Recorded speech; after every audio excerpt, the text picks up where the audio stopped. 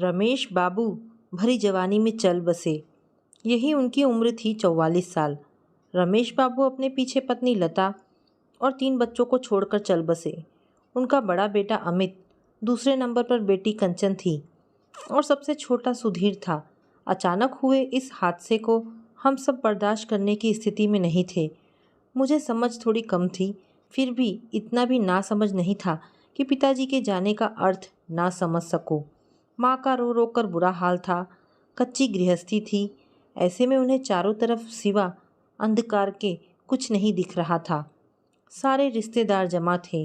वे माँ को समझाने का भरसक प्रयास कर रहे थे, मगर वे कुछ समझने को तैयार ही नहीं थी। बस एक ही रट लगाए थी कि अब वे बाकी का जीवन कैसे गुजारेंगी, कैसे कंचन की शादी होगी, हम सबको वो कैसे संभालेंगी। उनका रुदन सुनकर सभी की आंखें नम थी। थोड़ा बहुत वे मामा जी को समझने को तैयार थी। मामा जी भरे मन से बोले, दीदी दिल छोटा मत करो, मैं तुम्हारे लिए सुरक्षा कवच बनकर तब तक खड़ा रहूँगा जब तक तुम्हारा परिवार संभल नहीं जाता। उन्होंने अपना वादा निभाया। रोजाना शाम को बैंक की ड्यूटी से खाली होते तो सीधे घर आकर हमारा हालचाल जरूर लेते। उनके आने से हम सबको बल मिलता। उन्हीं के प्रयास से अमित भैया को पापा की जगह पोस्ट ऑफिस में नौकरी मिली। फंड से मिले रुपयों से कंचन दीदी की शादी हुई। पापा का बनाया मकान था, सो रहने की समस्या नहीं थी। आहिस्ता आहिस्ता हमारा घर संभलने लगा। कंचन दीदी की शादी के बाद बचे रुपयों को माँ ने अपने पास बुरे वक्त के लिए रख लिया। इस बीच अमित भैया की शादी के लिए लड़के वालों के रिश्ते आने लगे। माँ को एक जगह रिश्ता अच्छा लगा, सो मामा से राय मशवरा करके भैया की शादी कर दी। अब वे बेफिक्र थी। ले देकर एक मैं ही बचा था। उन्हें विश्वास था कि मैं कहीं ना कहीं पढ़ लिख कर सेटल हो ही जाऊंगा, मगर नियति को कुछ और ही मंजूर था। माँ को अचानक दिल का दौरा पड़ा और वे हम सबको रोता बिलखता छोड़ चली गई। भैया को ज़्यादा फर्क नहीं पड़ा, पर मैं अकेला हो गया। मैं उस रोज़ फूट फूट कर रोया, क्योंकि एक माँ ही थी जो मेरी सब कुछ थी। मैं जब भी कभी उलझन में होता, वे बड़ी आसानी से मेरी समस्या का समाधान कर देती। एक तरह से वे मेरी संबल थी। माँ की 13वीं तक कंचन दीदी मेरे पास रही। जब तक थी मेरी तन्हाई पर अंकुश लगा रहा, पर जैसे ही वे चली गई, घर काटने को दौड़ने लगा।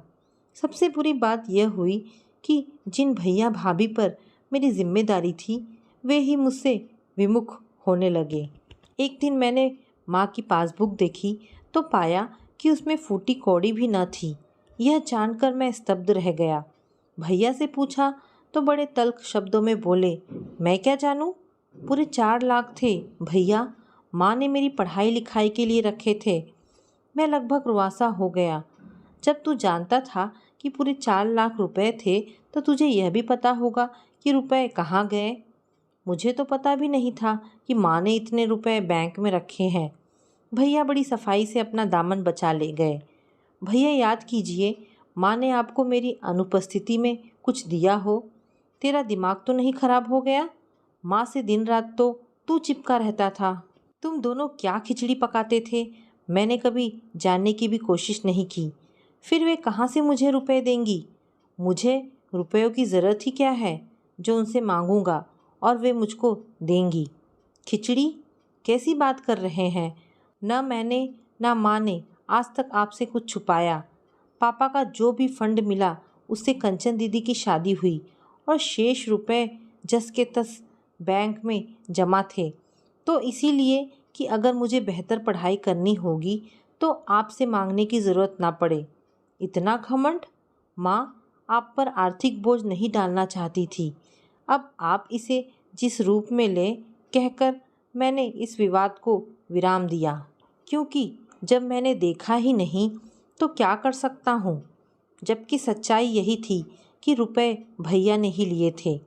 माँ की आदत थी, वे चेकों पर अग्रिम हस्ताक्षर बनाकर रखती थीं, ताकि पेंशन के रुपए लेने के लिए मुझे माँ का इंतज़ार न करना पड़े।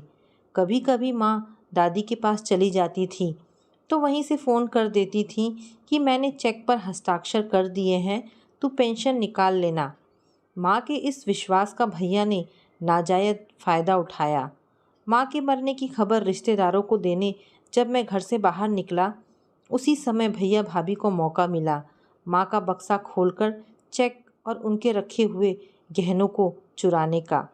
मैं तो सोच भी नहीं सकता था कि एक तरफ माँ की लाश ज़मीन पर पड़ी हो, दूसरी तरफ भैया ऐसे घटिया प्रयास में लिप्त रहेंगे। ये सब सोचकर मेरा मन भीग गया। उस रोज़ माँ पिताजी की खूब याद आई। अगर आज वे जिंदा होते तो शायद यह सब न देखना पड़ता। इन सब वजहों से मैं ज़्यादा पढ़ लिख भी नहीं पाया। घर में भैया भाभी का मेरे प्रति कोई सहयोगात्मक रवैया नहीं था। वे मेरे साथ बेगानों की तरह व्यवहार करते।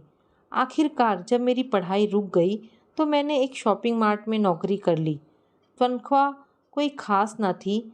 अभी एक दो भी ना गुजरा था कि एक दिन मैंने भाभी को भैया से यह कहते सुना, कब तक मुफ्त की रोटियां तोड़ते रहेंगे देवर जी, 2-3 महीना होने दो। भैया बोले, अभी से कान भरोगे तभी कुछ सोचेगा। भाभी बोली। भैया ने घुमा फिरा कर भाभी की बात मेरे सामने दोहरा दी। मुझे नागवार लगा। भाभी ना सही, कम से कम भैया को तो सोच समझ कर बात करनी चाहिए। एक तो मेरी पढ़ाई बीच में छूट गई, दूसरे नौकरी लगे 2-3 महीने भी नहीं हुए और घर खर्च का ताना देने लगे। काम से लौटने में कभी कभी मुझे देर हो जाया करती थी। ऐसे ही एक रात मैं देर से घर लौटा तो पाया कि घर के फाटक पर ताला लटक रहा था। मैंने पड़ोसी से चाबी लेकर फाटक खोला। कमरे की चाबी भैया एक खास जगह रख कर जाते थे जिसका सिर्फ मुझे पता था। वहाँ से चाबी लेकर मैंने कमरा खोला। बहुत भूख लगी थी। रसोई में जाकर बर्तन उल्टा पुल्टा करके देखे, खाने के लिए कुछ न मिला। खिन्न मन से भैया को फ़ोन लगाया तो पता चला कि वे ससुराल में हैं। अगले दिन दशहरा था, सो मना कर ही लौटेंगे। मैंने स्वयं रोटी बनानी चाहिए। जैसे ही गैस जलाई, कुछ सेकंड जली, फिर बंद हो गई। रात 11 बज गए। अब इतनी रात मुझे बाहर भी कुछ खाने को मिलने वाला ना था। ऐसा ही था तो भैया मुझे फ़ोन कर देते, मैं बाहर ही खा पी कर आ जाता। खुद तो ससुराल में दावत उड़ा रहे हैं और मुझे भूखा मरने के लिए छोड़ गए। यह सोचकर मुझे तीव्र क्रोध आया, वहीं अपने हाल पर रोना भी। भैया को मुझसे क्या दुश्मनी है जो इतना गलत कर रहे हैं। भाभी ही उनकी सब कुछ है, मैं कुछ नहीं। अगर इतना ही है, साफ साफ कह देते, मैं अपना खाना खुद बना लूँगा। यही सब सोचकर एक दिन मैंने स्वयं पहल की। तनाव में रहने से अच्छा है मैं खुद ही अलग हो जाऊं। दशहरा बीतने के बाद भैया भाभी घर लौट आए। आप लोग नहीं चाहते हैं तो मैं अपना खाना खुद बना लूँगा। भाभी ने सुना तो तुनक गई, बोली, यह तो अच्छी बात हुई। 5 महीने से हमारा खा रहे थे, अब जब कमाने लगे तो अलग गुजारे की बात करने लगे। अलग गुजारे के लिए आप लोगों ने विवश किया। वैसे भी 5 महीने खिलाकर कोई एहसान नहीं किया। 4 लाख रुपए थे माँ के खाते में, जिसे आप लोगों ने छल से निकाल लिया। मैंने भी कहने में कोई कसर ना छोड़ी। जब अब अलग रहना ही है तो मन की भड़ास निकालना ही मुझे उचित लगा। बेशरम, हम लोगों पर इस तरह का इल्ज़ाम लगाते हुए शर्म नहीं आती? अमित भैया चीखे। हकीकत है भैया, आज वह रुपया होता तो मुझे अपनी पढ़ाई बीच में छोड़कर शॉपिंग मार्ट की मामूली नौकरी न करनी पड़ती। तो क्या कलेक्टरी करते? कलेक्टरी नहीं करता, मगर ढंग से नौकरी तो करता। आपने पिता का फ़र्ज़ निभाना तो दूर, मेरा हक मार लिया। उन्हें मेरी बात का इतना बुरा लगा कि मुझे मारने के लिए उठे, मगर ना जाने क्या सोचकर रुक गए। आज से तुम्हारा हमारा संबंध ख़त्म, कहकर भैया अपने कमरे में चले गए। पीछे पीछे रानी भाभी भी पहुंची। ऐसा भाई मैंने ज़िंदगी में नहीं देखा था। बड़े भाई पर इल्ज़ाम लगा रहा है। 5 महीने से खिला पिला रहे थे, यह सोचकर कि भाई है, उसका यह सिला दिया। एहसान फरामोश। भैया सुनते रहे, तभी कंचन दीदी आ गई। मैंने भरसक माहौल बदलने की कोशिश की तो भी वे समझ गई। जब तक माँ जिंदा थी, भैया भाभी ने उनकी खूब आवभगत की। माँ पेंशन का आधा हिस्सा उन्हीं लोगों को दे देती थी, शेष अपने लिए रखती थी। कंचन के बच्चों की डिमांड वही पूरा करती। भैया भाभी सिर्फ समय से नाश्ता खाना खिला देते। भाभी को इतना भी फर्ज पहाड़ सा लगता। पीठ पीछे भैया से भुनभुनाती। 2-4 दिन के लिए कंचन दीदी आती तो भाभी चाहती कि दीदी किचन में उनका हाथ बटाए। अपने बच्चों का एक भी सामान वे कंचन दीदी के बच्चों को देना नहीं चाहती थी। एक दिन रात सोने के समय उनका चॉकलेट पाउडर ख़त्म हो गया। दीदी का छोटा बेटा अंश उसके बिना दूध नहीं पीता था, सो वे भाभी के पास गई। भाभी, ज़रा सा पाउडर ले लेती हूँ, अपने अंश के लिए कल सुबह मंगा लूँगी। भाभी हंसकर टालने की नीयत से बोली, अपना भी यही हाल है, थोड़ा सा बचा है, ख़त्म हो जाएगा तो मुश्किल होगी। इनका हाल तो जानती हैं। भैया की ओर मुखातिब होकर बोली, कोई सामान लाने में ये कितने आलसी हैं। भैया नज़रें चुराने लगे। दीदी को सब कुछ समझते देर न लगी। उनका मन खिन्न हो गया। वे उल्टे पांव लौट आई। रानी भाभी का मायका आर्थिक रूप से कमज़ोर था। पिता एक छोटी सी कंपनी में ड्राइवर थे। लता जी यह सोचकर उन्हें लाई थी कि गरीब घर की बहू रहेगी तो निबाह हो जाएगा, मगर हुआ उल्टा। कुछ न देखने वाली भाभी को जब सरकारी नौकरी वाला आर्थिक रूप से संपन्न पति मिला तो वे स्वार्थी और अहंकारी हो गई। उन्हें लगा कि अब उन्हें किसी की ज़रूरत नहीं। मायके से उन्हें शह मिलती।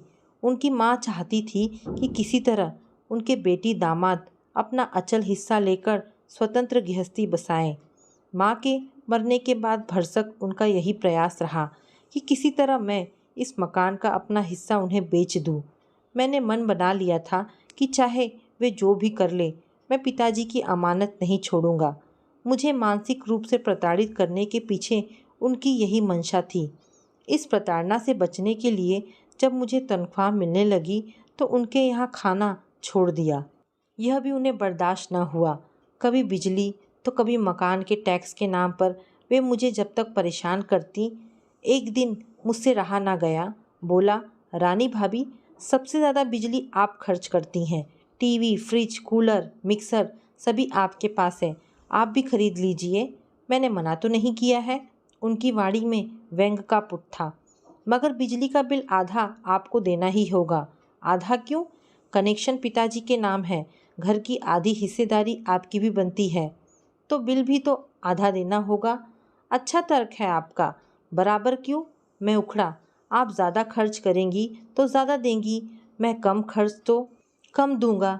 बिजली के नाम पर मैं सिर्फ एक 15 वाट का CFL और एक पंखे का इस्तेमाल करता हूँ। उन्हें मेरा तर्क नागवार लगा। तुनक कर अमित भैया के पास गई। भैया चुपचाप सुन रहे थे। मुझे काम की जल्दी थी, सो जल्दी जल्दी कपड़े पहनकर निकल गया। मेरे जाने के बाद दोनों के बीच जो भी खुसर फुसर हुई हो, मुझे पता नहीं। हाँ, 2 दिनों बाद भैया ने मुझे अपना फैसला सुनाया। मैं रोज़ रोज़ की खिचड़ी से उब चुका हूँ। बेहतर होगा हम इस मकान को बेचकर अलग हो जाएं। यह सुनकर मैं सन्न रह गया। मुझे सपने में भी भान नहीं था कि भैया पिताजी की विरासत के प्रति इस कदर निर्मम होंगे। आदमी जानवर पालता है तो उससे भी मोह हो जाता है। यहाँ तो पिताजी के सपनों का आशियाना था। इससे कितनी यादें हम लोगों की जुड़ी थी।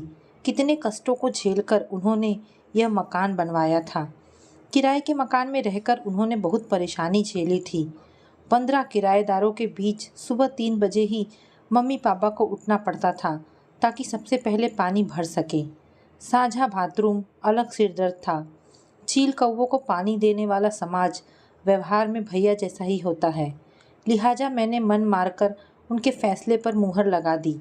मकान बिकने के बाद भैया ने कंचन दीदी को फूटी कौड़ी भी ना दी। मामा ने मुझे सलाह दी कि अगर बड़े भैया गैर जिम्मेदार हो गए हैं तो तुम अपनी जिम्मेदारी निभाओ। उन्हीं के कहने पर मैंने 1 लाख रुपए दीदी को पापा के हक के नाम कर दे दिए। उन्होंने भरसक मना किया, यहाँ तक कि रिश्तों की कसम देने की कोशिश की, मगर मैं टस से मस नहीं हुआ। जीजा जी थोड़े रुष्ट हुए, कहने लगे, किस चीज़ की हमारे पास कमी है, उस धन पर तुम दोनों भाइयों का हक है। भले ही उन्होंने मना किया, पर मैं ससुराल वालों की मानसिकता को जानता था। पीठ पीछे सास ससुर जरूर ताना मारते। थोड़े रुपयों के लिए मैं नहीं चाहता था कि उनका सिर नीचा हो। मैं एक किराए के मकान में रहने लगा। वक्त ने मुझे काफ़ी कुछ सिखा दिया। दीदी के प्रयासों से मेरी शादी हो गई। मेरी शादी में भैया की तरफ से कोई नहीं आया। मैंने भी मनुहार नहीं की। जब उन्हें अपने फ़र्ज की याद नहीं रही तो मैं क्यों पहल करूं? 10 साल गुजर गए। इस बीच भैया भाभी का थोड़ा बहुत हाल चाल अन्य स्रोतों से मिलता रहा। एक लड़की पहले से ही थी, 2 और हो गई। वे 3 बच्चियों के पिता बन गए। शायद यही वजह रही जो उन्हें शराब की लत लग गई। लड़कियों को पढ़ा लिखा कर आत्मनिर्भर बनाने की जगह जिम्मेदारियों से भागने का उनका यह तरीका मुझे कायराना लगा। एक दिन दीदी से खबर लगी कि उनकी हालत बेहद ख़राब है। वे अस्पताल में भर्ती हैं। मैं सपरिवार उन्हें देखने गया। भाभी ने हमें खास तवज्जो नहीं दी, उल्टे उलाहना देने लगी कि इस संकट की घड़ी में किसी ने साथ नहीं दिया। चाहता तो मैं भी कह सकता था कि आपने कौन सा रिश्ता निभाया। कभी कभार दीदी उनसे मिलने जाती तो इनका मुंह टेढ़ा ही रहता। भैया किसी तरह ठीक ठाक हुए, इस चेतावनी के साथ कि अगर उन्होंने शराब नहीं छोड़ी तो निश्चय ही उनका गुर्दा खराब हो सकता है, फिर उन्हें कोई भी नहीं बचा पाएगा। रानी भाभी सहम गई।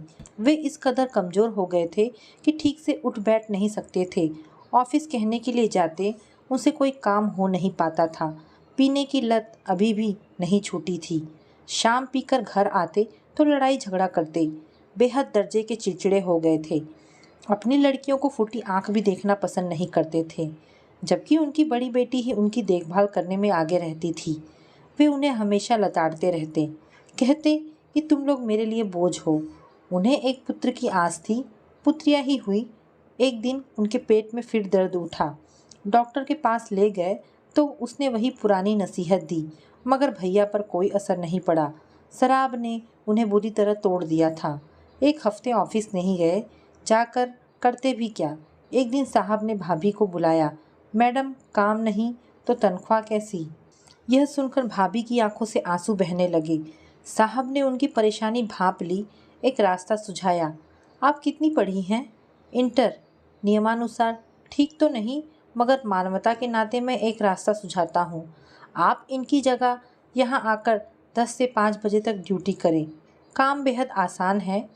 आपको सिर्फ लिफाफों पर मुहर लगानी है, वह फाइलों को इधर से उधर ले जाना है। भाभी राजी हो गई। इस तरह घर में भैया की देखभाल बड़ी बेटी करती है और वे नौकरी। भैया की देखभाल की वजह से बड़ी बेटी की पढ़ाई लिखाई हमेशा हमेशा के लिए छूट गई। इन्हीं झंझावतों के बीच एक दिन खबर आई कि भैया नहीं रहे। सुनकर मुझे तीव्र आघात लगा। मैं अपनी बीवी बच्चों के साथ आया। भाभी का रो रो कर बुरा हाल था। तीनों लड़कियों के भी आंसू थमने का नाम नहीं ले रहे थे। एक तरह से वे असहाय हो गए थे। मेरी पत्नी ने हौसला बंधाया, सब ठीक हो जाएगा। वे अपना रुदन रोक बोली, मैं अकेली औरत बेटियों को लेकर कैसे पहाड़ जैसी ज़िंदगी काटूंगी, कैसे इनकी शादी होगी। मैंने अपनी ओर से आश्वासन दिया कि भैया की कमी भरसक पूरी करने की कोशिश करूंगा। 10 दिन बाद जब मैं पत्नी के साथ वापस आने लगा तो रानी भाभी रूंधे कंठ से बोली, अगर सब एक साथ होते तो अच्छा होता, कम से कम बुरे वक्त में एक दूसरे के काम आते। मुझे मौका मिला अपने भीतर वर्षों से जमे जज्बातों को उड़ेलने का। किंचित भावुक स्वर में बोला, भाभी, नौकरी के दरमियान मृत्यु होने पर सरकार उनके आश्रितों को इस आधार पर इसीलिए नौकरी देती है कि परिवार आर्थिक समस्या से न जूझे और वे अपने परिवार की जिम्मेदारियों को वैसे ही निभाए जैसे मृतक। क्या भैया ने वैसा किया? उन्होंने तो नौकरी पाकर ऐसे मुख मोड़ लिया जैसे उन्हें यह नौकरी उनकी योग्यता पर मिली हो। वे यह भूल गए कि ये नौकरी उन्हें पिताजी की अधूरी जिम्मेदारियों को पूरा करने के लिए मिली थी, न कि अपना घर बसाकर ऐश करने के लिए। भाभी चुप थी, क्या जवाब देती। आज विपत्ति आई है तब सबकी याद आई। जब उनका सब ठीक ठाक था तो मुझे ठीक से खाना तक नहीं देती थी, बिजली के बिल तक का हिसाब लेती थी। आज परिस्थिति प्रतिकूल हुई तो पता चला कि ज़िंदगी का हिसाब किताब कितना जटिल होता है। शायद इसका उत्तर रानी भाभी के पास भी नहीं था। तो दोस्तों, ये कहानी यहाँ पर समाप्त होती है। आशा करती हूँ आपको ये कहानी ज़रूर पसंद आई होगी। अगर आपको कहानी पसंद आई है तो प्लीज़ इसे लाइक एंड शेयर करें। धन्यवाद। Thanks for watching.